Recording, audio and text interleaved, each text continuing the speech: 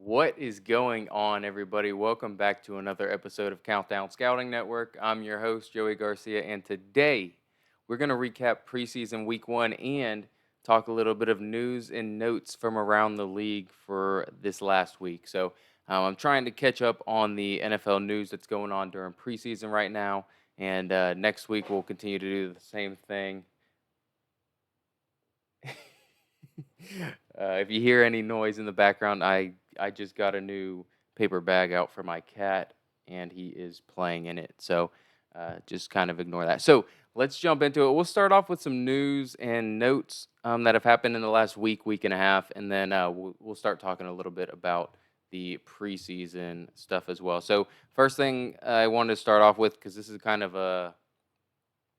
from a little while ago. Ron Rivera kind of said something in a press conference about Eric Bieniemy, the offensive coordinator that they brought over to Washington from Kansas City, just about him being a little too hard on some of these players and everything like that, and that he's not he can't adapt his coaching and everything like that.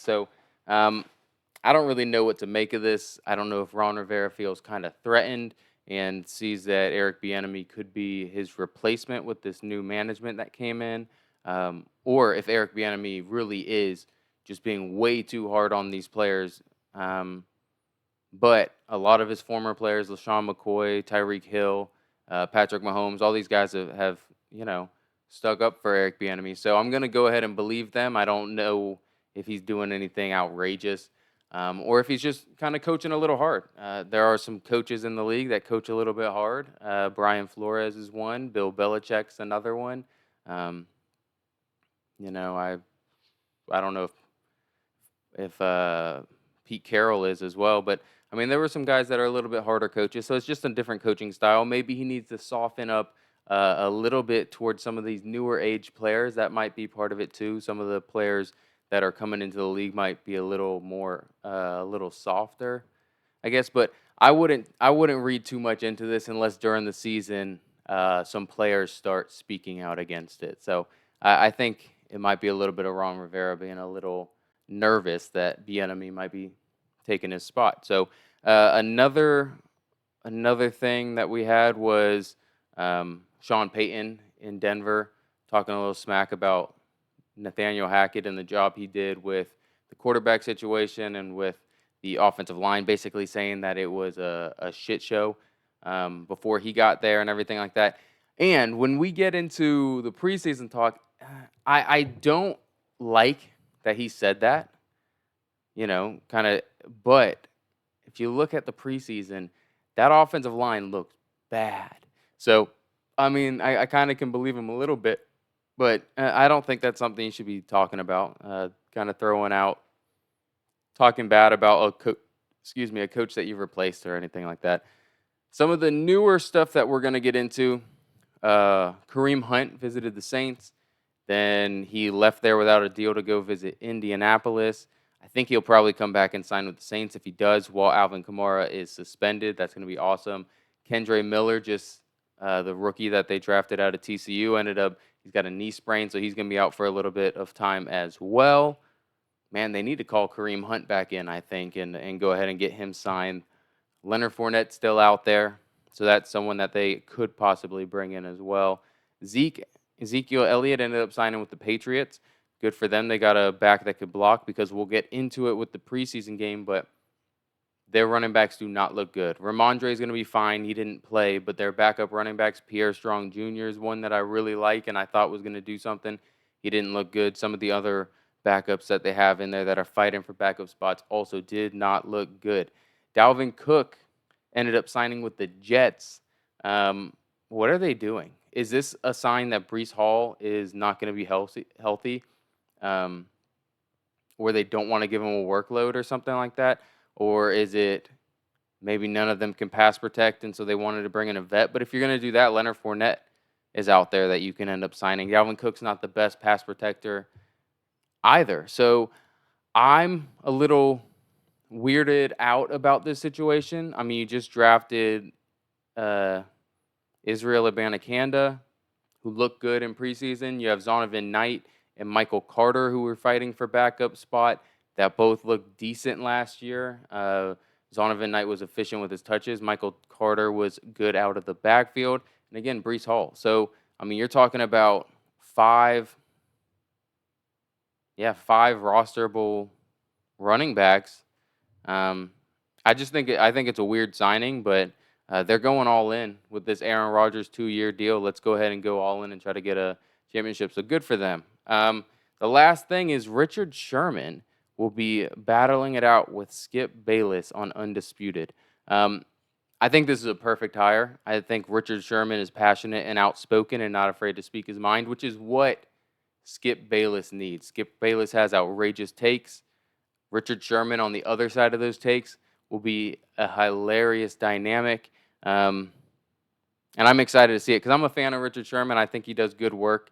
I liked him in the league, and I think now that he's out of the league, he's knowledgeable on subjects, and he's a very funny guy and can be serious as well. So I think that's going to be very, very funny. There's going to be a lot of memes coming out of there, and I think he's going to make Skip Bayless look a little silly. So that's all the news I got from this last week. Let's go ahead and get into the recap. So we'll start off with the Thursday night games, which was Houston Texans versus the New England Patriots. Houston Texans, the first thing you got to say is C.J. Stroud struggled. He didn't look great. He looked lost. He looked panicked. He looked like he didn't know what he was doing. Again, it's his first NFL live snap. So let's give him another week before we start crucifying the kid. But he didn't look great. I will say that. Tank Dell, on the other hand, the wide receiver out of Houston, looked really good. With backup quarterback, of course, he wasn't going with the ones, but he looked really good. I'm very excited to see if he can continue to keep that going throughout preseason into the actual season.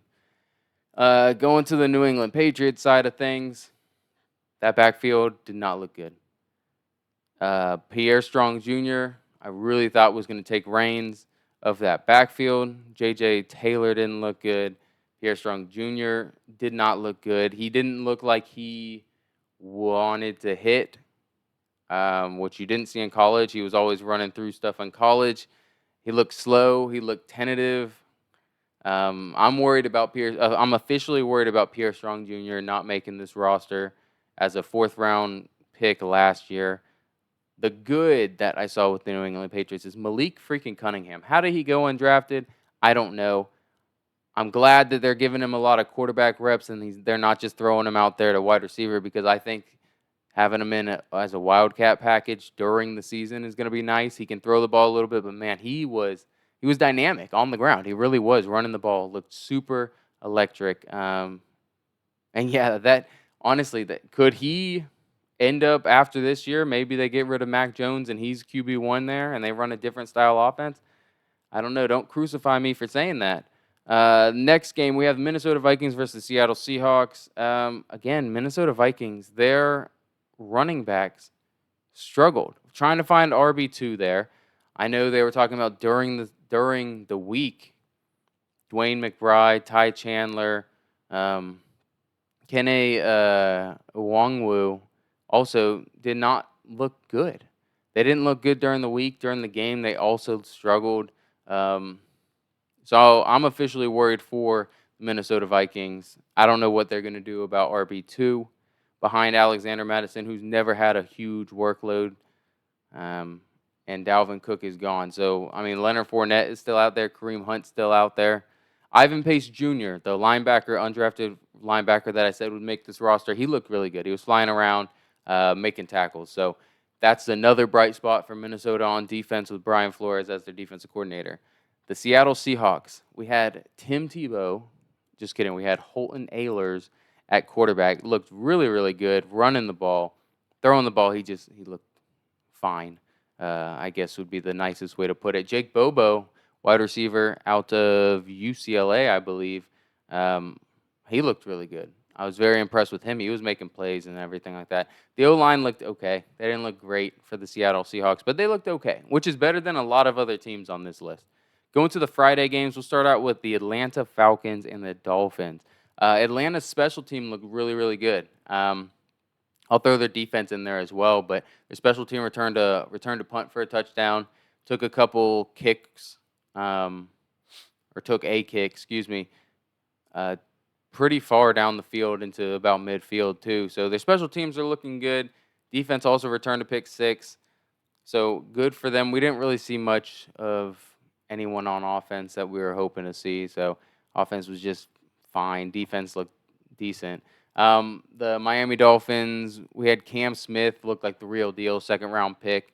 He did get banged up at the end of the game, but apparently it wasn't anything crazy. But he looked good. He could be cornerback 2 while Jalen Ramsey is out. Easy E, Eric Ezukama looked dynamic as well. Got an end around jet sweep type carry. Got a couple bubbles, a couple jump balls as well. So he looks good. He looks like he's primed to be wide receiver 4. They've got a loaded wide receiver room, but he's someone that can come in and do some gadget stuff for them. That's exciting. Myles Gaskin proves that he's a veteran that's probably going to stick around this roster. They got a bunch of decent running backs, and Myles Gaskin looked crisp today. Everyone else that they played didn't look great.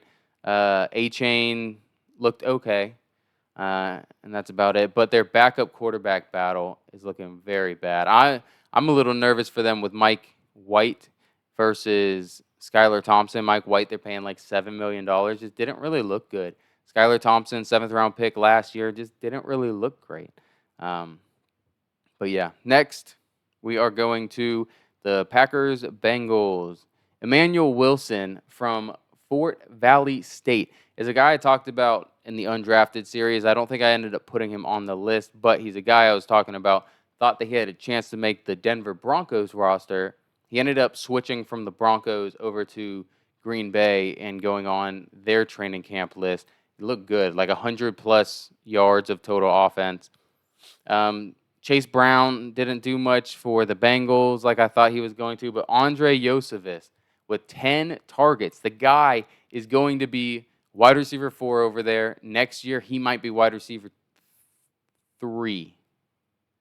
Maybe wide receiver, yeah, because they'll probably get rid of Tyler Boyd. So he'll be wide receiver 3 over there next year in an explosive offense. Go ahead, if you got a dynasty league, go ahead and pick him up if he's not already picked up. Going back to Green Bay really quickly, Jordan Love kind of just looked like Ryan Tannehill. I guess he wasn't super accurate, but he didn't look bad by any means. He missed a couple passes. Everything was, within like 10 yards. And it looked fine. He didn't look great, but everyone's saying, oh, he's going to be great because that's what the Packers do. They go from Brett Favre to Aaron Rodgers to now Jordan Love's going to be the next guy. He's probably just going to be an okay replacement level quarterback. Let's go to the Pittsburgh Steelers versus the Tampa Bay Buccaneers. Calvin Austin looked good. He looked like what I wanted him to look like last year. He ran the ball. He caught the ball deep. He caught the ball underneath. He looked good. He looked like the gadget guy that we were hoping for him to be. Kyle Trask versus Baker Mayfield. Baker Mayfield looked to take the first round on that one. Kyle Trask didn't look great. He didn't look horrible, but he didn't look great. Next week he will start. Let's see if he can kind of take round 2. I want this to be a little bit of a battle. Now we are going to the next game really quickly. The Giants versus the Lions. What do I have on here? Tommy DeVito. Tommy DeVito from Syracuse, I think.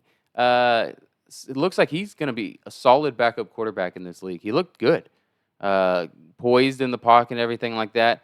Going to Detroit, Jahmyr Gibbs didn't really do too much. He'll probably do more next week, I would think. But Brian Branch was flying around. He again, in the stat sheet, it didn't look great for him. It just looked like an average day, but he looks primed. He looks like he's gonna be really good this year. Going to the next game, we've got Sam Howell with the Washington Commanders, who he played fine. He played kind of what we were looking for him to play. Just be competent, and that's what he looked like. So I want him to be competent, get more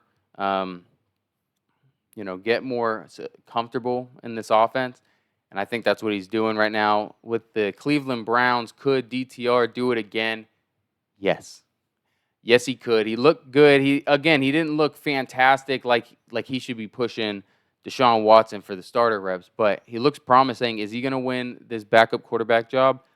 He just might. I think they'll keep 3 quarterbacks on the roster on this year, but next year you're talking about, okay, we don't have to pay Jacoby Brissett. No, Josh Dobbs. Yeah, we don't have to pay him anymore. Okay, cool. We got DTR. Austin Watkins, the wide receiver, also looked really good. Let's see if he can make this roster. All right, going to the Denver Broncos. Russell Wilson looked scared. And I don't blame him because the offensive line looked rough this weekend. They did not look good at all. I know it was second string and third string guys, but there were a couple starters in there. And they're going up against second string guys.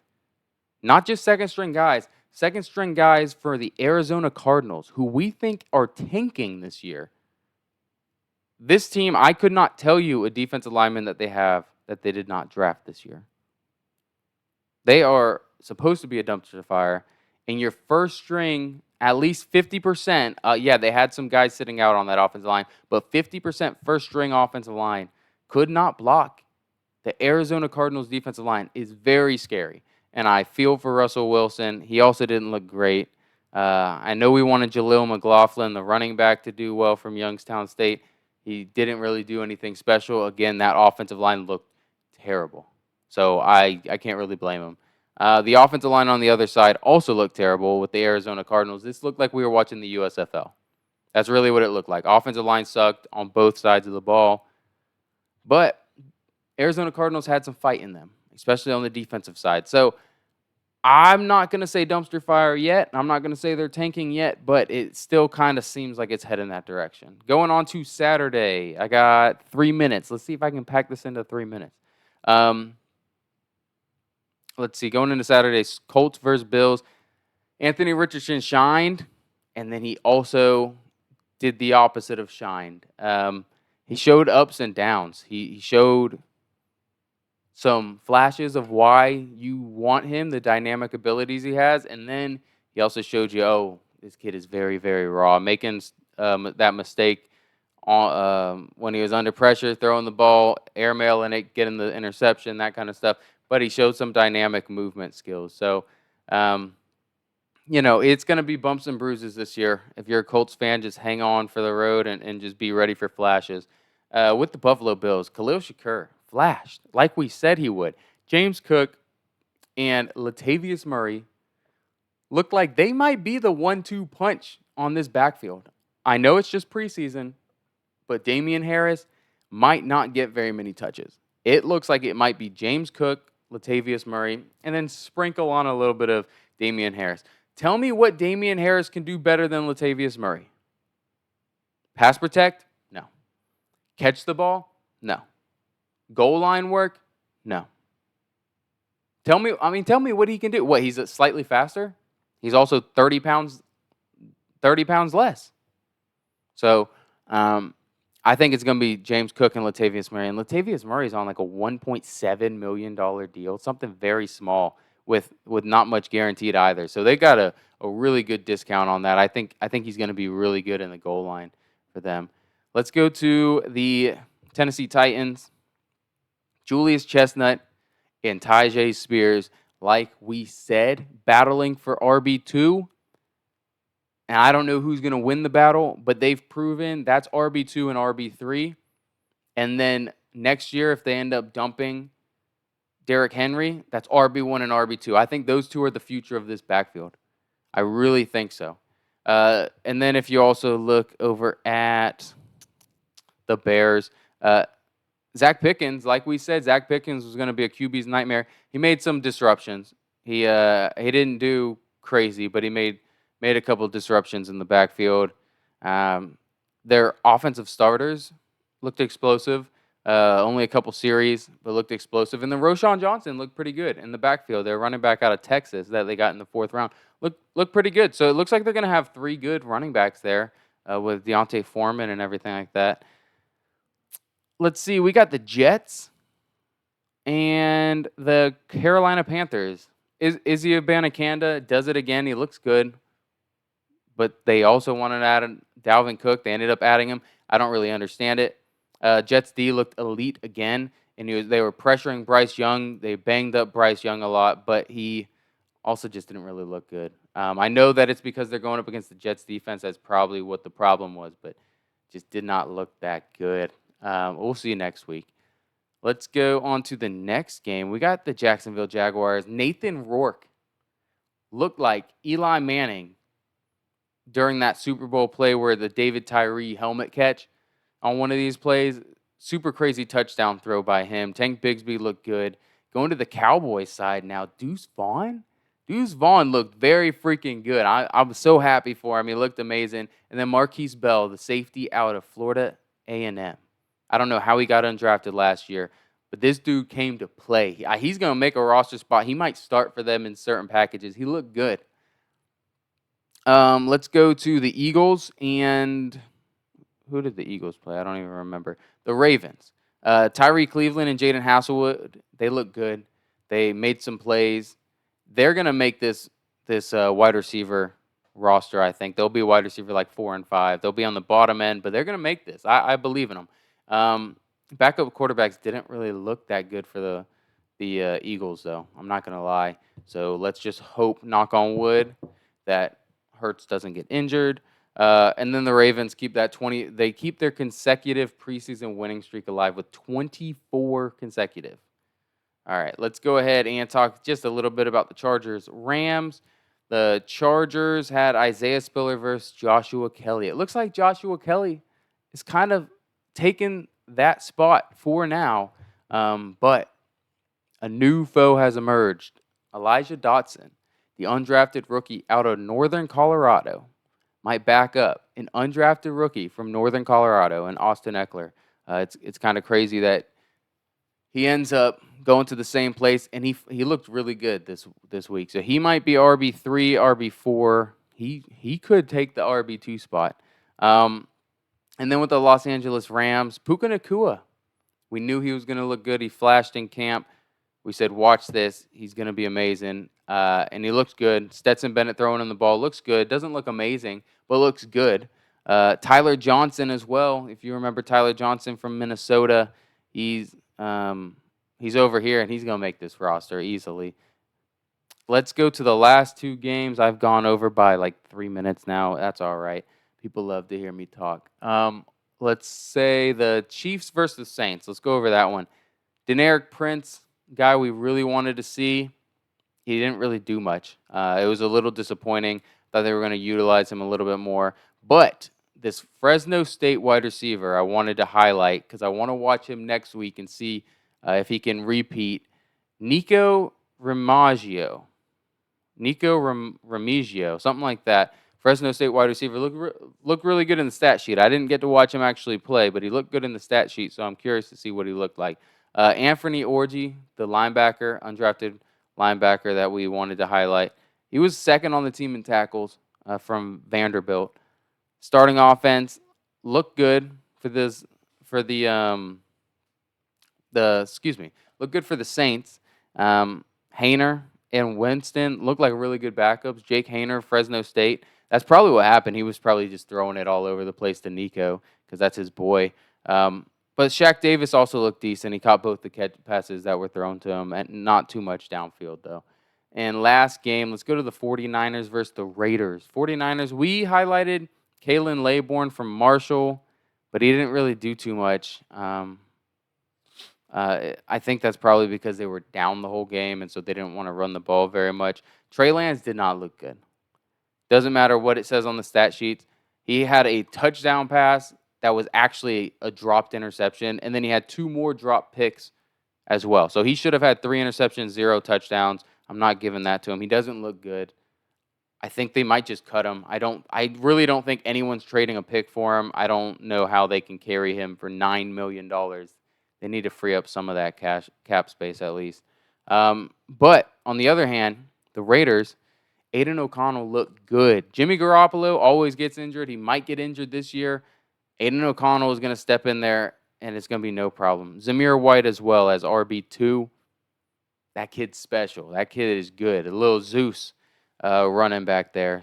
He looked legit, so I'm excited to see him in the regular season. that's all I have for you guys today. Sorry I went over. It's 25 minutes. So I'm going to end it here. Appreciate you guys stopping by. Have a good day. Peace.